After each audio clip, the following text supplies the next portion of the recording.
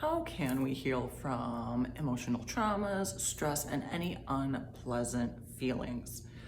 So, my name is Anna, and I am a transformational life coach, hypnotherapist, and yoga teacher. I am also a very experienced hard drug addict. I come from a family of dysfunction. I have a narcissistic mother, so I'm very experienced in this area, as well as using and practicing the things I will be showing you in this video.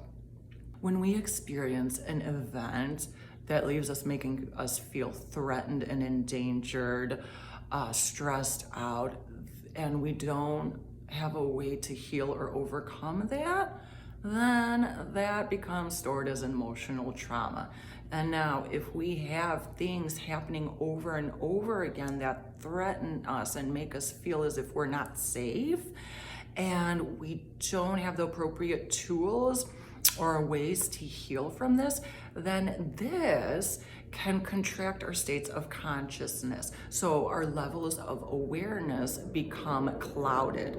So take, for example, imagine this. Imagine wearing a pair of dirty glasses, right? How are you gonna see the world? How is your vision gonna be? You're gonna have a distorted vision of the world, right? So this is exactly the same way how emotional traumas affect our states of consciousness, AKA our awareness. Also, what happens when we experience any type of emotional trauma is 100 hertz of energy travels up to a region of our brain. What this does is it corrodes certain receptors. This in turn impairs our brain function. So this is why, when we're really stressed out or we have something major happen, this is why we experience impaired cognitive function, like we can't remember things as well. It's harder to learn new things. Also, it affects our mood too. So yeah, it's pretty some wild stuff. However, it is reversible. Now, I'll show you a technique called havening that works to basically, it uncorrodes those corroded brain receptors, putting us in a delta brainwave state. So this is when we are very deeply relaxed. And when we're very deeply relaxed, we have access to our subconscious mind to begin reprogramming and rewiring our mind. So we can heal from any emotional traumas and even decrease stress if you're ever feeling really stressed out. Show that later. Now, another thing, what happens when we have unhealed emotional trauma is our states of consciousness. What kind of state of consciousness do you think people are functioning from? Now, any type of emotional trauma can cause feelings. It could cause feelings of guilt, shame, because we may think it's our fault if we're very young and we're just not completely aware of what's going on.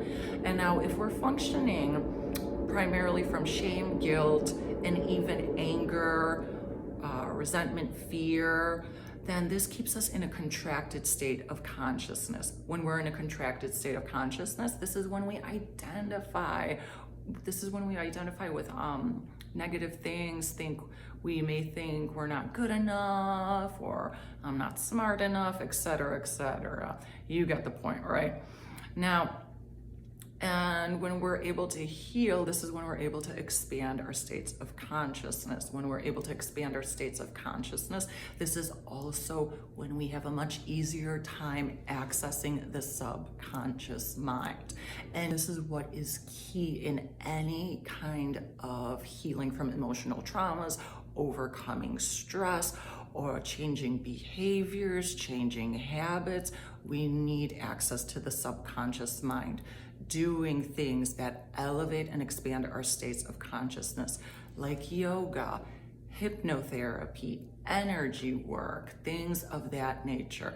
The woo-woo stuff, even though it's not really so much woo-woo these days because it's been scientifically proven to be effective.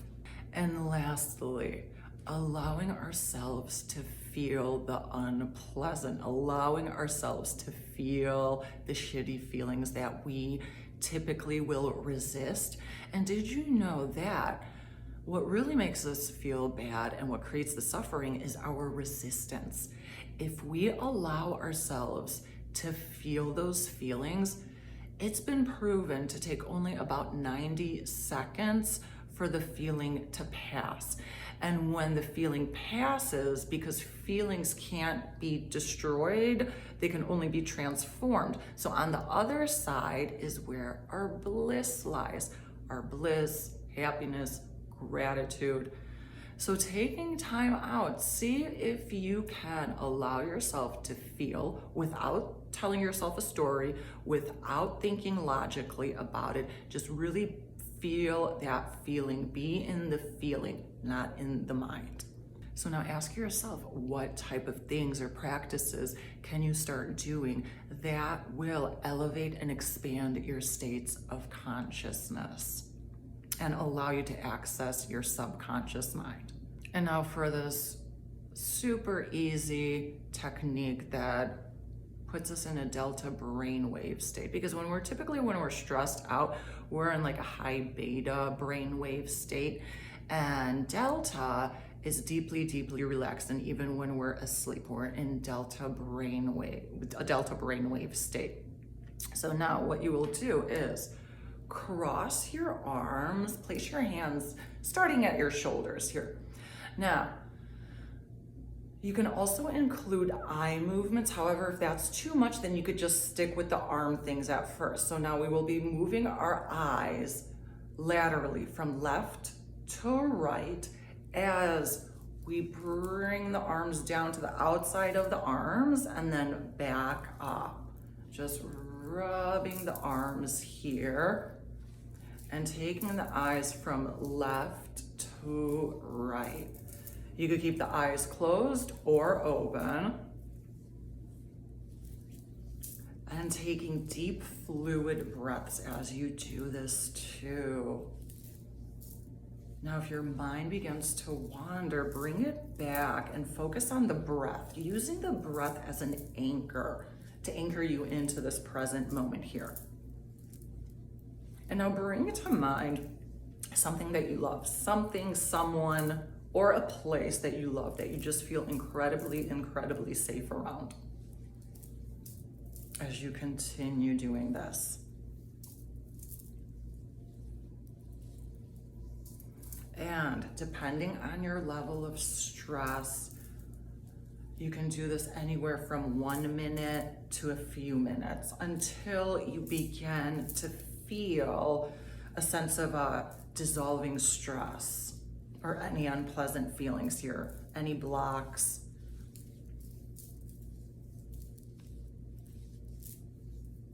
And then you will continue doing this for as long as you need to while focusing on the breath and optional the lateral eye movements.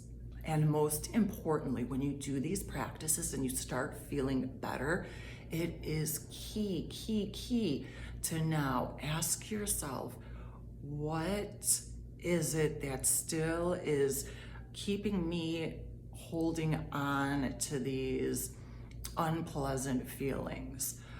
What do I need to do in order to start moving forward and overcoming this?